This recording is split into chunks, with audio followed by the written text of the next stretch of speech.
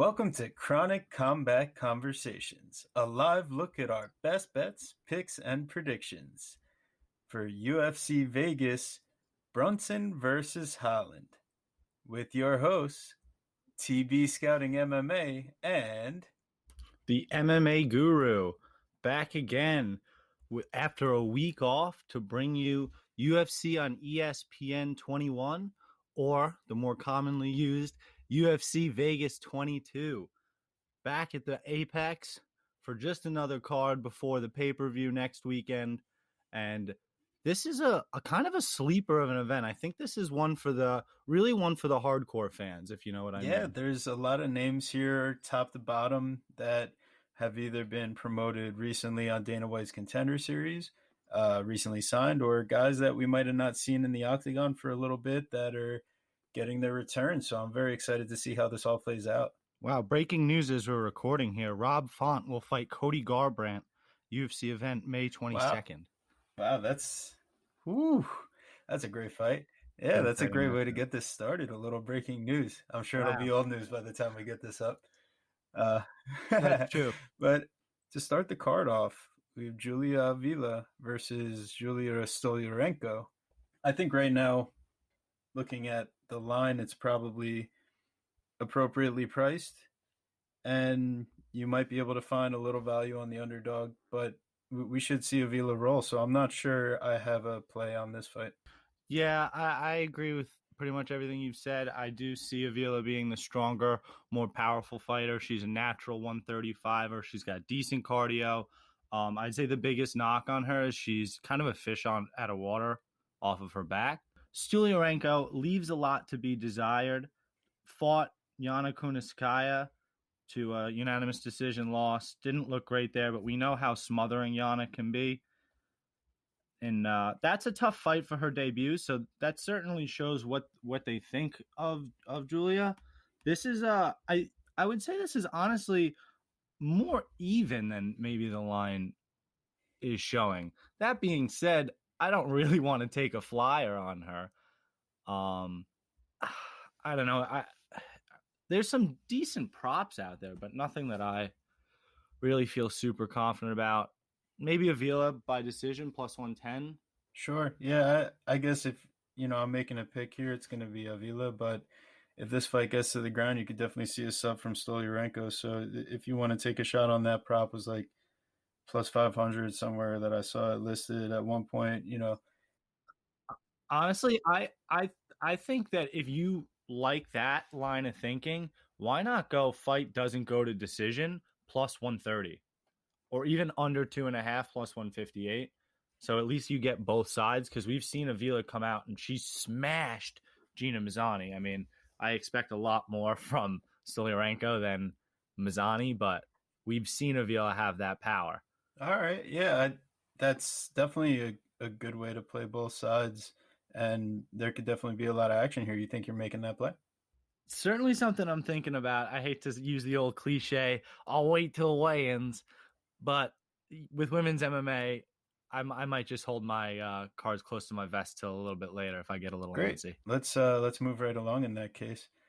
Bruno Silva versus JP Baze, making his debut off of Contender Series and coming up against pretty weak competition. The line opened huge favorite for JP Baze, was in the minus 250 range, and being bet all the way down. It's a lot closer now, and I'm not so sure that you want to hop on what you might have missed on the line movement early. It seems like it's a much more appropriate line at this point. And given the experience gap, I could definitely see Silva winning. So if you want to take a dog play at this point, that's great. You're still getting dog price. Plus 125 at the latest I saw. I think Bruno Silva is a live dog in this situation. There's no way around it. We've seen what happens when the UFC is kind of hyping people up, propping people up, trying to give them a quote-unquote easy fight. Because on paper, Silva may look like that. Silva in his UFC career has 2 losses and 1 no contest. So you think, oh, this guy stinks. In actuality, when you watch his fight against Tagir Ulanbekov was supposed to run through him like toilet paper through water. And it did not look like that. I remember having my Tajir ticket, and I was clutching it pretty damn tightly because, especially in that third round, Silva made it really close. Baze is billed as this amazing wrestler, yet in his first Dana White Contender Series matchup, yeah, he suplexed the guy on his head in the first round. But later on, he got out grappled and finished. So there's a lot to be seen from Baze. If he gets a finish versus Silva, oh yeah, right. He's legit. He's all that. At the very least, I see this fight going to the distance. Yeah, that's actually could be a little bit of an underrated play, given that Baze hasn't been the decision at all in his career. So looking at 3 knockout wins, 5 submission wins, 1 knockout loss, 1 submission loss. That's 100% finish rate. I'm sure that's baked into the line here. So if you look at will the fight go the distance, it actually says yes at -146. So Silva though, 3 of his last 4 fights have went the distance. So yeah, and the one that didn't, he got submitted in the third round by Khalid Taha, who's pretty legit. Yeah, I guess overall I don't really see a play I like here. No, I would say it's kind of a dog or pass spot, and even still, there's better dogs later on the card. I agree. I'm not ready to pay this price because I did wait on it to do a little tape, and obviously Silva looks much better than a +200 dog. So congratulations if you got on him early. You definitely beat the line movement that I didn't get to. But let's get right along here to our next fight. Montel Jackson versus Jesse Strader. And I'm excited for this one. Jesse Strader is Aaron Carter's boxing coach. I don't even know what to make of that. That guy looks terrible. I really hope he gets some help. And I really don't mean in his fighting game. His face tattoo, what he says in his interviews, like, somebody get Aaron Carter some help. But anyway. It was funny. He actually reached out to him on one of his Instagram posts and was like, "Oh, if you're looking for a coach or whatever." And then Aaron Carter actually reached out to him. He's been in combate, so he actually just lost to Rojo, who fought last week. That was one of the T-Rex celebrations. I was gonna say that's what I was gonna say. The only thing he's more well known for, other than being Aaron Carter's coach, is being trolled on by a T-Rex. Yeah. So I mean, listen, the line right now, you're that has blown out. -820 right now. So ridiculous. I mean, it was -400 or -500 just a couple days ago. So, I mean, it's just everybody's parlaying it. It's absolutely ridiculous. At this point, ridiculous. Yeah, I don't see the value in even adding them to a parlay. The only thing that you might want to look at is if you're thinking method of victory. I like Jackson in the distance -175 if you're really feeling like a crazy person. Maybe a little sprinkle on Montel by sub, because I believe he doesn't necessarily have one, but I think he's got a black belt. So he's one of those guys that can definitely get the sub, or maybe he has one Darce choke on his record. But yeah, against Kelleher. By sub +500 if you want to take a giant flyer. That could definitely be interesting. It's not the craziest thing, because you're not gonna. You could knock out Strader, but I don't know that Jackson is gonna want to stand and bang with Strader, because that gives him more of an equal coin flip kind of chance. Why not take the proverbial fish out of water? Why not, push and test Strader's other skill sets? Yeah, Jackson's got the good takedowns. He gets the body locks and trips, so he could definitely just bring him out of his world, like you said, and there could be a finish. I just don't think at this point that there's enough value for me to play any of those options. Agreement. Great. So let's get on to the next one, where I actually think I have my first play of the day here. So the breakdown for me in Trevin Giles versus Roman Dolidze comes down to where this fight is going to end up playing out. Do you see Giles being able to, box up from distance? He's got very good stats when you look at his distance numbers, and just take into account that he has fought, decent competition so far. But when you see him get taken down, and not doing the taking I down, things get interesting. I do I really do worry about Giles getting taken down, and I'm glad you said that because I'll be quite frank. Giles was maybe a dog that I was looking to play, but yeah, I am quite worried when he gets taken down. Yeah, he has an 80% defense, but against who? He got taken down by James Krause, and when he was taken down, the one out of the four times he was controlled for over 3 minutes. So that's kind of a problem. That's a glaring problem. That's in a recent fight. You look at the fight against Bevion Lewis. Bevion Lewis was 0 for 6 in the takedown, but that's a guy that's since been cut from the UFC. Was probably best against the clinch. Like he never really got going at all. So I'm not really sure what to even do with that fight. At the end of the day, it's not really the best any sense of a litmus test for Trevin Giles. This fight against Roman Dolidze will be much more difficult as Dolidze is coming down in weight. I guess he was kind of holding a little bit extra weight at 205, so he was able to make the cut. I think it's a little weird he's making the cut on short notice. I am a little worried about that. That is a concern of mine.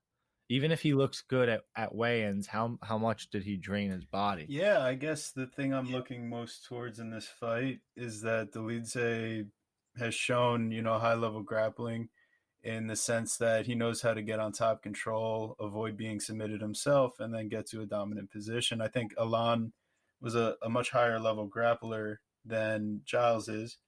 I know Giles has a purple belt, but Dolidze, I know we like to laugh at his armbar attempt, but I don't know how many guys his size are even attempting to throw up arm bars. So it was interesting. He's got a lot of flexibility in that sense, but his go-to move is the leg lock, and you could give up positions in that point. So it makes me real sketched out to just play like the money line here.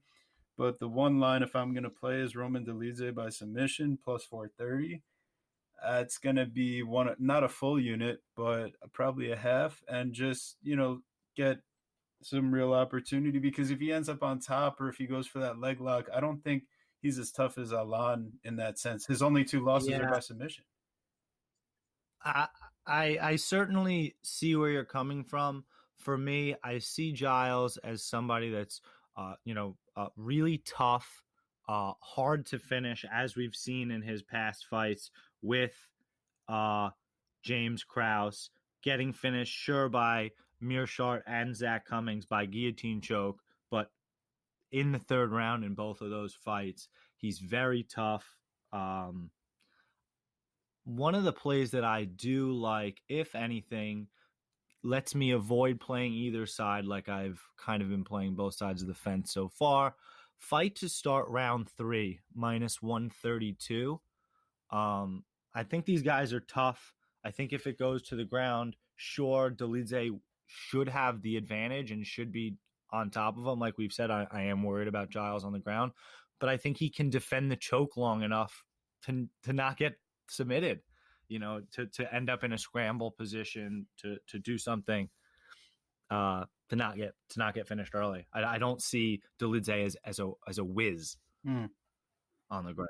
And that's a fair observation. I didn't see him hunting for too many different chokes on Alan, but I just look at his history. He's no Ronnie Yaya. Like, yes, Dolidze will get the submission, but or could.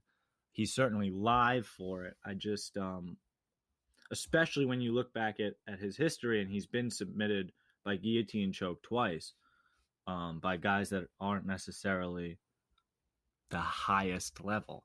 So, Yeah. I don't hate it. I don't hate the play at all. Yeah. So I guess if we're making a pick, I got Dolidze because I think his defensive movement, could be enough if Giles doesn't throw together combos, and if he does, he could get a level change thrown on him. I could just see it happening by control. Listen, if Roman comes in and he's so much bigger, love it. So I'm really interested to see how that goes, but we should probably move along. So we got Grant Dawson versus Leonardo Santos. This is a decent step up here for Dawson, moving up weight from 145, now 155. Santos has been one of those guys that isn't getting all the opportunities to move up the rankings, but he gets plenty of opportunities to face these top level prospects, and he hasn't really let down so far. He hasn't lost in the UFC at this point. He does have a draw on his record, but the things that are most impressive to me is that for a guy coming in with a fourth degree black belt in jiu-jitsu, his stand up actually is what is making me think about him in this fight. I certainly can see where you're coming from. I've seen Santos's power. That counter right is super impressive. Uh, the biggest problem I see for Santos here is his age and his cardio. There's no secret that later on in the fight, his cardio really starts to slip. The Bogotov fight, he got kicked in the nuts like, what was it, 2 or 3 It was so times, bad. and uh, Bogotov was immediately cut after, got deducted points twice. I mean, I've never seen anything so ridiculous.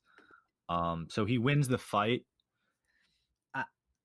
I would, again, another place where I would really like to be on the dog here, but I see Dawson as a dominant young fighter who's probably moving into a weight class that actually better suits his body and better suits, his, where he's growing, as opposed to like diminishing himself any further at the weight class he was at.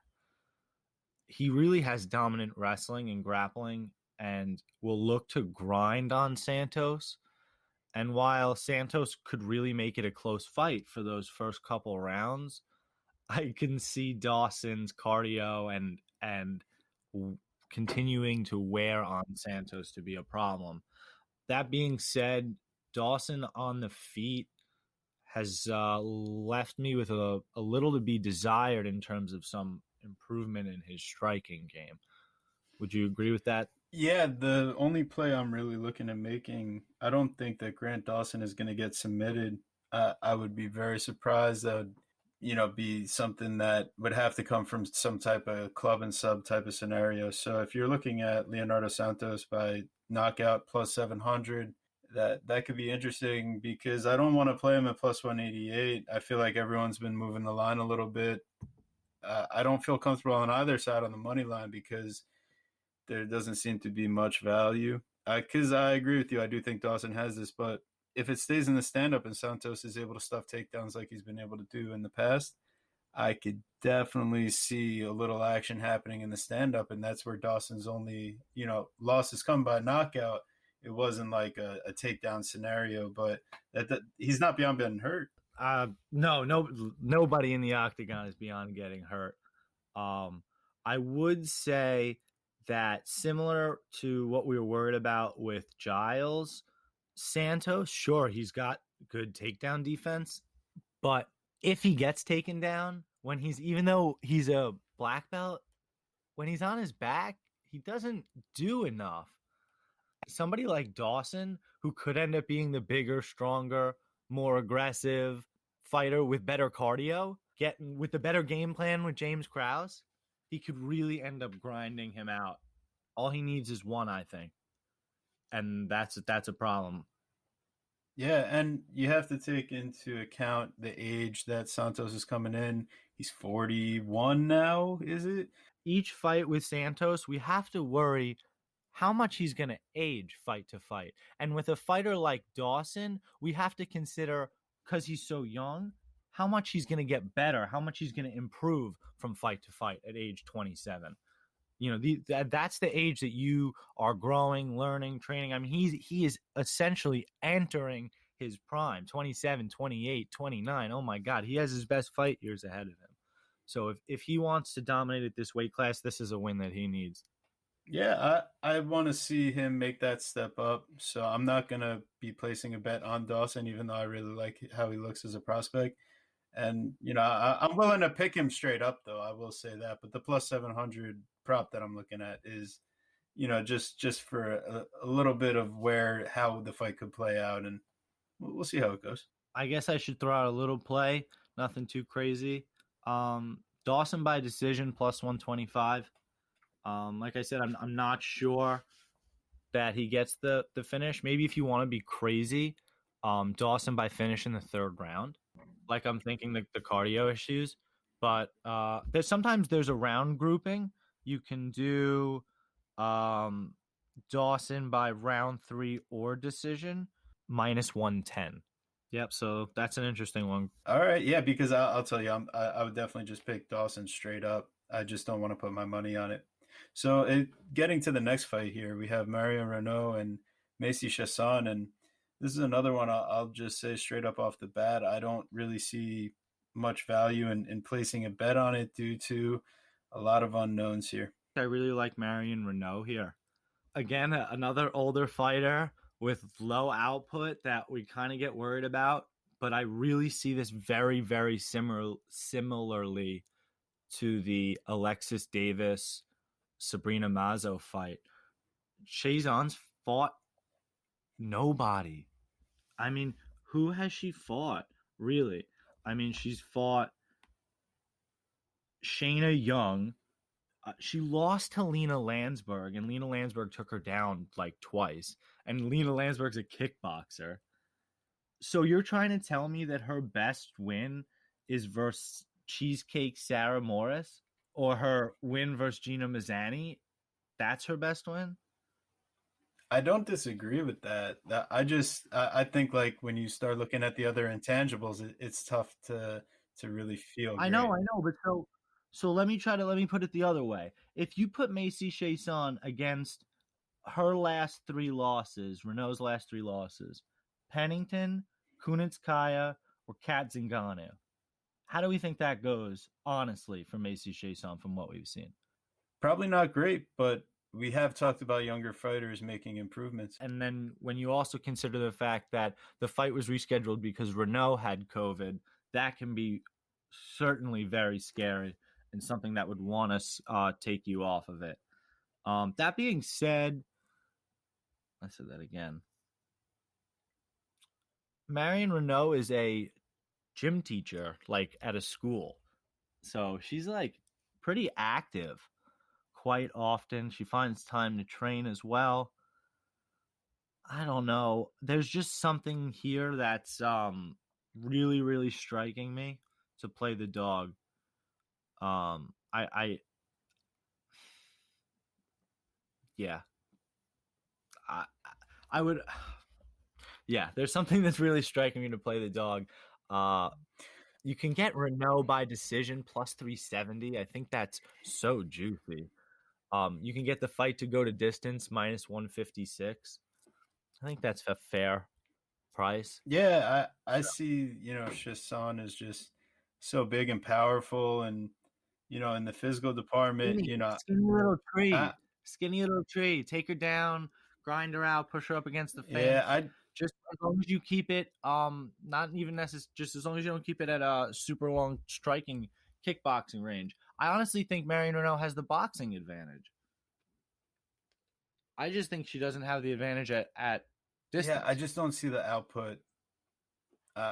It doesn't. That is the major. It doesn't make me feel good to bet on an aging fighter with low output that is just shown time and time again to come up short in certain spots. And Chasson still has a lot to learn. You know who that sounds like? That sounds like Alexis Davis, an aging fighter with low output that had come up short in a bunch of spots. If that sounds like Alexis Davis, that was Alexis Davis. So, obviously fights are different. Matchups make everything. I'm not trying to sound ignorant. And you were the one that loved Alexis Davis as well. So, I don't want to steer anything. There's obviously something that you really don't like in this fight. So, I don't want to draw conclusions where there aren't any to be drawn, or connect the dots where they shouldn't be connected. If I was going to place a bet on the money line, which I'm not, it would be on Renault, but I don't feel comfortable enough just given these extra factors to actually make the play on it. 100%. I understand. And that's actually probably better. Yeah. And so the next fight, we get into here would be Tai Tuivasa and Harry Hunsucker, and this was a newly, rebooked fight for Tuivasa here. Doesn't seem like he's gonna run into much trouble against a guy that just lost recently on Contender Series. Yeah, Henry Hunsucker, as we saw when he was on the Contender Series, is not even a true heavyweight. I mean, right? He weighed in barely at the limit, right? Or what was he, like 230 or 240 or something?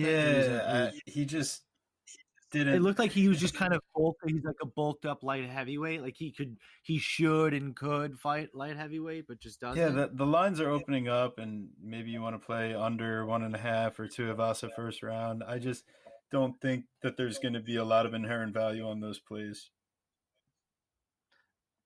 Yeah, I think that's fair. I haven't seen any props come up as you've said.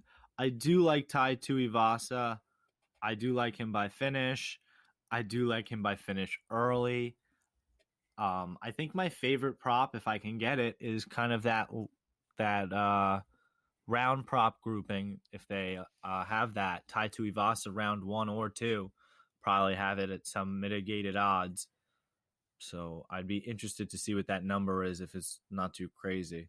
Yeah, we'll see. So it sounds like we're both picking Tuivasa, and good on Hunsucker if he gets the win here. We're not playing him. 100%.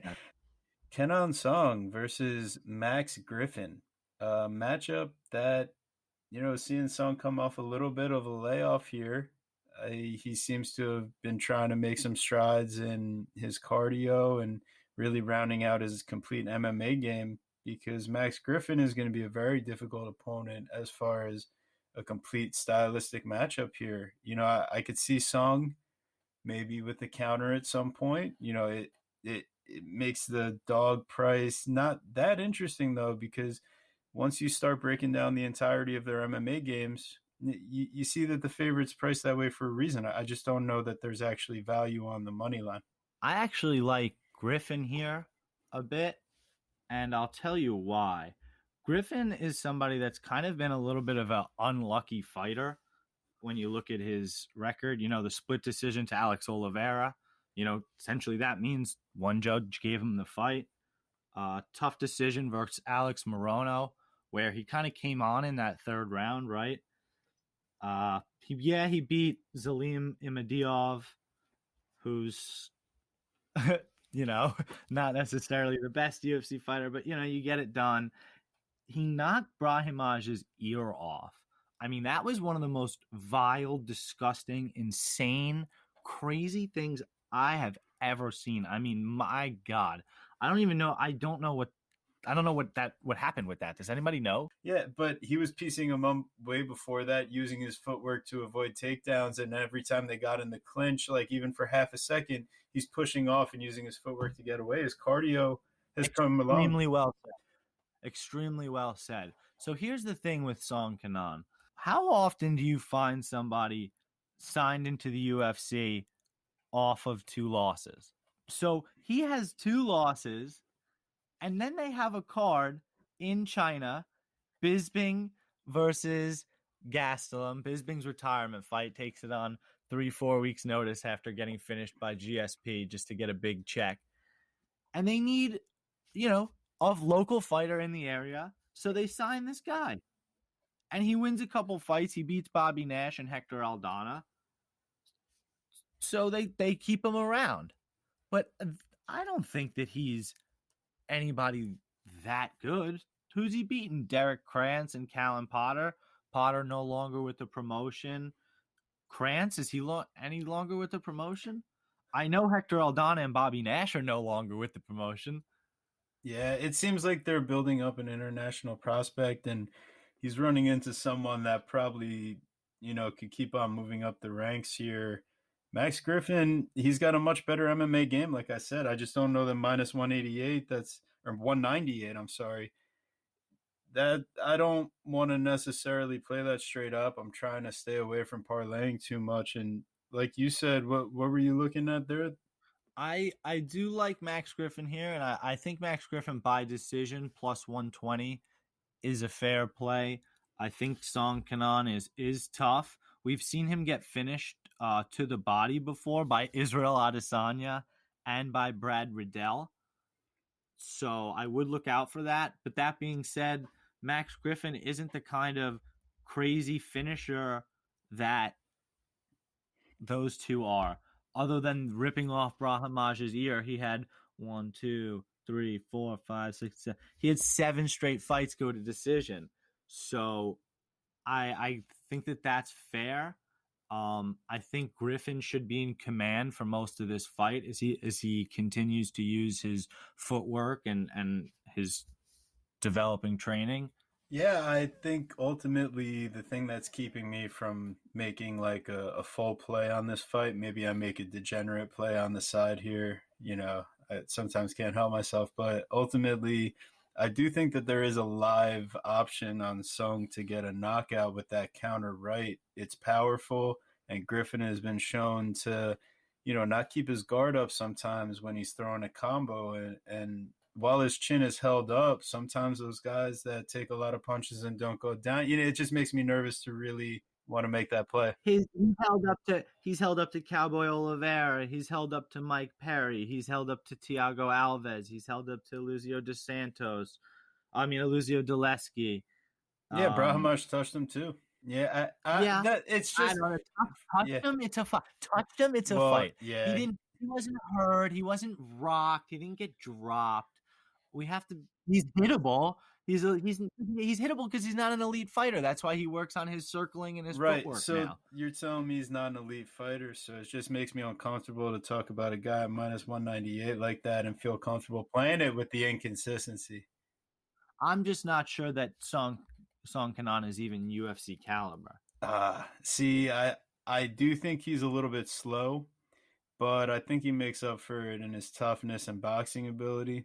And I think he's going to be someone that's making some improvements. He is still on the younger side. 31 years old, Griffin at 35. Griffin 4-6 in his UFC career. Just a lot of up and downs for a guy that's priced to win this fight 66% of the time. It sketches me out.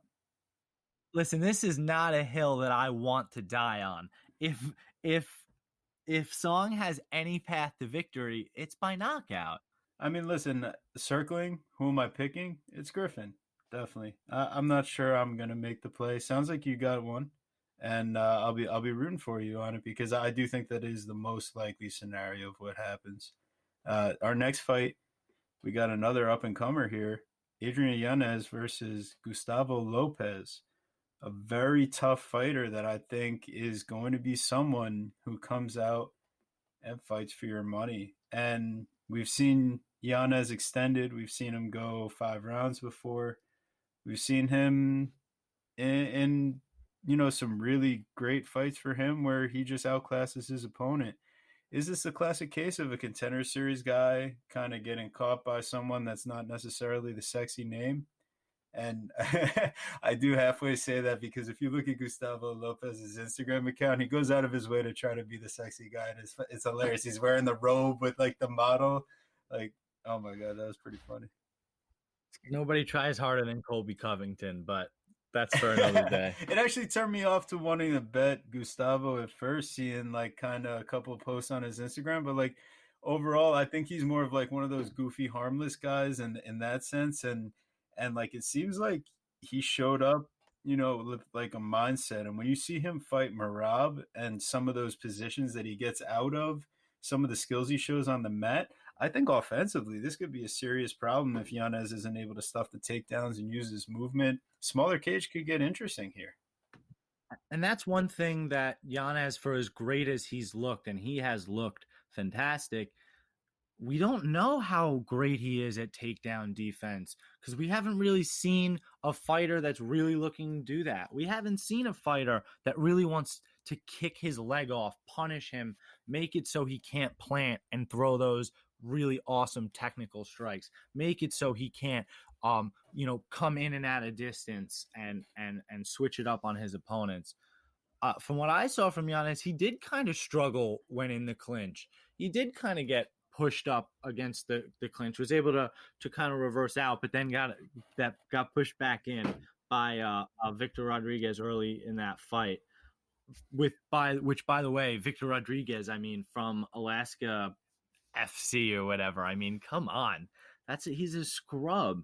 He's not fighting anybody. He has a loss to Miles Johns, who's decent, and Domingo Pilarte, who is better than me at MMA, and I guess we'll leave it at that. Uh, I don't know. What I saw from Gustavo Lopez, wow, I was so impressed with that Anthony Burchak win. I mean, he came out there, I mean, lit him up with combos, took him down, or actually dropped him and finished him with a rear naked choke. I mean, that was super, super impressive. So while Gustavo, I do think, is a live dog here, I am not sure I can pull the trigger. I don't blame you because I've shown some hesitancy on some other plays. I just some stuff really stood out to me, and I can't help it. I'll be putting a play. Gustavo Lopez is going to be one of my bets here, plus 168. I Oh, think wow. it could get really interesting as the fight gets extended for Yanez. I know Lopez might not have the best gas tank, but I do like his chances if he's fighting on the offensive rather than being taken down himself and expending energy in a defensive manner like against Marab. And I don't think Yanez presents those exact problems in this matchup. He's gonna be presented problems with those hands. He needs to close the distance because he will get touched if he's not careful and if he tries to play the distance game. But I like the underdog here. Who do we think has the better cardio overall? Because I would worry that maybe Yanez can pull away later in the later rounds, which would make me want to put a sprinkle on Yanez by decision plus 350. I feel like as a giant favorite and a fight that possibly doesn't get finished, why not have a little sprinkle on a very possible outcome with your most possible winner at decent odds? Yeah, I think one of the things that was interesting to me at first, fight goes to decision plus 170, but Gustavo's got a couple knockout losses. So if I'm going to ride, oh, let's fade the hype of Yanez getting all these knockouts and contender series. And you could say, oh, well, maybe he wins this one by decision. If, like you said, the plus 350, or if you say, oh, this fight might be tough, it's going to be real close to go the distance plus 170. I'm going to take my chance on the dog here. To your point, though, his only two losses are by split decision. Why not? This is not a third split decision loss for him. You know what I mean? I think either way, I think you should hedge. I would play maybe fight to go the distance. Our next fight, we have a lot of uncertainty. A couple fighters making their debut: Cheyenne Baze versus Montserrat Kaneho Ruiz. I don't see any value on the money line. The only interesting ideas might be to look at some props for inside the distance or not. I'm not going to say I feel comfortable, picking the underdog here because Baze just seems to be much more well-rounded on the feet and a better athlete and actually has a size advantage here. Like I think she's got a better chance than JP to get the win, but I don't find any value myself on the I don't side. think that the line is saying that Cheyenne is better than JP. I think it's really saying that Cheyenne's opponent is worse than JP's opponent. That's truly what I think the line is saying. I do expect Cheyenne to get it done. From what I've seen, there is no value on even really any props in this fight. The only value I saw on props was for the Ruiz side. Ruiz by decision plus 600, Ruiz by sub, which is what she's going to be looking for, by plus 1200. I mean, that's insane. Sure, is it possible? But I am not putting my money Yeah, on it personally, guys and gals. Seriously, not where I'm putting my money. I will be circling Baze, but that's the only place I saw any value. great. Yeah, I mean, I don't think we should, spend any more time. It seems pretty straightforward. Let's get to the co-main event because this actually might be my most confident play of the day here. We have Gregor Gillespie coming off a long layoff. We're talking pre-COVID, since the last time he fought versus Brad Riddell. City Kickboxing, one of their phenoms, actually, has been doing all right so far in the UFC, and in his transition to MMA, all these guys from City Kickboxing coming from, either Muay Thai, he has trained at Tiger Muay Thai before, played rugby. Riddell's got a great chin on him, but eminently beatable 59-10 kickboxing record, 0-1 in boxing. So it's not like he hasn't taken his lumps. He does have his first loss by submission. In mixed martial arts already was by submission. I think we might be able to see something similar I here against definitely Gillespie. think it's possible. Gillespie is not only a world-class wrestler. Wrestling was his first love and his true love.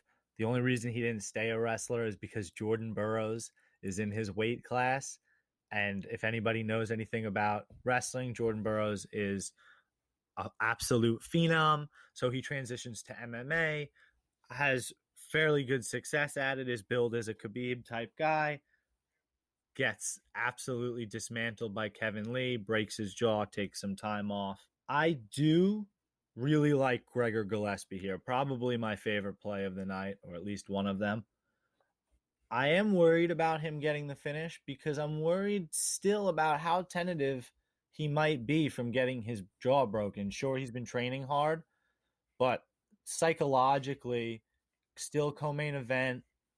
I wonder where he's at mentally. So I know he did sound really good in the interviews. I liked a lot of the things he said. It seems like he put that loss behind him. I'm not necessarily worried about that, but you can still be kind of gun shy.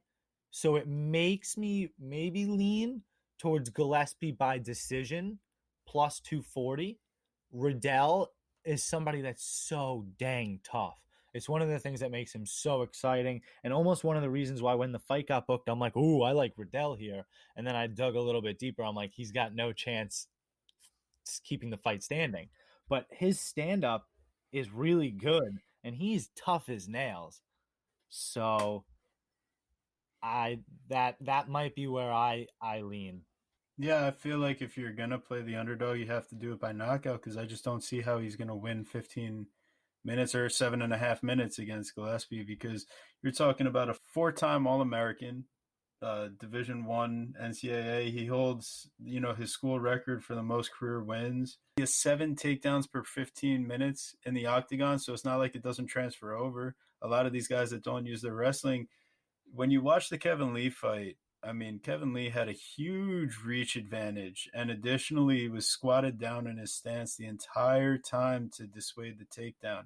He really was low center of gravity. You saw Gillespie go for really just one level change, and he saw he had no good entry, and he peels right out. He's not my favorite fighter personally, but I got to give a man his Elite. props. He is certainly athletic, powerful, and an unbelievable wrestler in his own right. Yeah, and like you said, the interviews, Gillespie gave him his full credit. He sounded really good, and I do think that it's very possible you could see a submission here if he's able to get it to the mat and really wear Riddell out.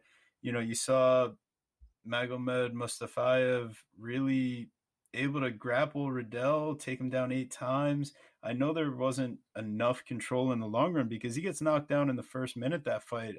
You have to imagine he's pretty compromised after that as far as really being able to control him. But Riddell's still giving up takedown after takedown. And when he goes to get up every time, he's tripoding, giving up the back, and he makes it really available. So you could see him give up the back, maybe get rolled into an arm triangle, depending on if he gives up the rear naked in the hooks or if he gets turned over, trying to avoid that position. So I could definitely see Gillespie, like you said, maybe taking it slow. But if Riddell can't prove to get him out of those positions at plus 220, or by points is plus 240. So if you feel real comfortable either way, do it. But I'm just going to go with the money line minus 225. that's playable in a position where I just think he can win in every which direction that this fight stays, just because of his threat to wrestle. That can change how the striking You plays can out. also split the baby as I'm looking here. Gregor Gillespie, submission or points, double chance, minus 150. So I don't think he's knocking out Riddell. So you're just kind of removing that from the equation, and you're taking about 75 cents of off your money line. And it's like the same thing. So Yeah, the only threat would be is if he gets him in a compromising position on the ground and really gets the ground and pound working. I do agree. I don't necessarily think he's going to be able to land a standing knockout on Riddell, and it probably would be interesting to have to get to that point. But on a position that I feel like this strongly about with him like this, you might want to think about parlaying with Montel Jackson, whatever. Sometimes, like I feel like in a spot like this, it might just be about throwing down a nice big bet, right on Gillespie. I agree. I do really like Gillespie. He's certainly one of our stronger plays. Let's move along to our main event of the evening here. I'm so excited about this main event. Um, Derek Brunson versus Kevin Holland. Anybody that beats Derek Brunson is really kind of considered like the best of the best, right? I mean, they kind of are the who's who of the middleweight division. Whereas Kevin Holland, the most active fighter in 2020, everybody's breakout fighter of the year, 5-0 in 2020, 4 finishes. I mean, or was it 3 finishes? He looked incredible nonetheless with his capstone finish of Jacare Souza that absolutely broke my heart. But geez Louise, was that KO devastating. His soul left his body, and good on Mark Smith for getting in there like before too much damage happened. But Jagger did not look good after that, and you have to respect what Holland did, especially getting up off his back in that scramble and really also creating big problems once he got put on his back. But you look at Jacare Souza was giving up 9 inches of reach in that fight, and he's still able to get inside and take down Holland a couple times. And we've seen that when you have a very large reach advantage, that offensive grappling could be very difficult to pass over those long limbs. You're dealing with the elbows from the bottom. In this fight, Kevin Holland, the 81-inch reach, and Derek Brunson, 77-inch, that's half of the reach disadvantage that Jacare had. And we've seen Brunson packs a lot of power.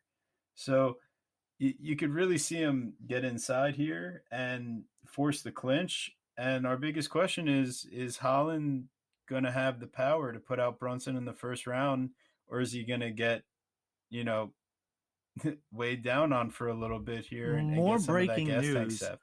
Khabib is officially done, says Dana White, and now Michael Chandler will face Charles Oliveira at UFC 262 for the lightweight belt, May 15th.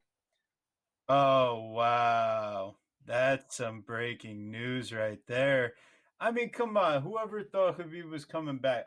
If you actually paid attention to how all that played out, you're silly. I mean, look at how fat that dude got. He's so happy. Let him be happy. Come on. He has so many things to continue to do. If he wants to come back like GSP for one fight and one crazy opportunity, he may.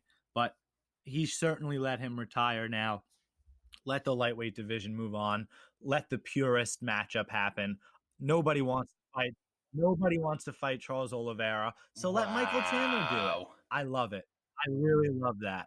And now you can book Poirier McGregor. Let them Wow. make their money in July or August or whenever the fuck they want to. It doesn't even matter because the lightweight division is not in a log jam anymore. I'm so excited for this matchup. Wow. So now that we got past that breaking news, and yeah, it's kind of cool to be able to react to something like that on here because we don't necessarily get that too often. But getting right back to our main event here. Yeah, it really does come down to if Holland's ready for that step up. He's been talking a lot, obviously. We know that that's part of his game. And I think at the end of the day here, he might be looking a few steps ahead, and Brunson could really be that vet lesson. And maybe I'm leaning back a little bit too much to my Shabazian fade, but I do think that Brunson has this new mindset working with Henry Hooft, and I really see a patient guy that's better with his defensive footwork and counters. And 100% full agreement. Another thing that I love to do, fade the public narrative. Narrative loves Kevin Holland. He's everybody's hot button topic. He's everybody's favorite thing to talk about right now. I get the better, more experienced fighter with more paths to victory at dog odds. Gimme, gimme, gimme. I love it. He's fought the best of the best. Israel Adesanya, Anderson Silva, Robert Whitaker, Yoel Romero, Jacare when he was really Jacare. I mean, there's a lot of things to really, right, really like about Derek Brunson. Sure, you may call him a gatekeeper, but he is I don't know, he's the best version that you could possibly be. I mean, he keeps the I don't know, he keeps the middleweight division safe from imposters. That's what I would say. You're a poser if you can't get through Derek Brunson, and I mean that yeah, in the most polite way. And I don't think that Kevin Holland is necessarily a poser, but I don't think that he's ready for main events and title shots for here on out. I think he bit off a little bit more than he could chew right now. go ahead. I'm gonna place my second biggest bet of the day. A little bit less money than I'm thinking with Gillespie. Say I put 3 or 4 units on Gillespie. I would put 2 or 3 units on Brunson here.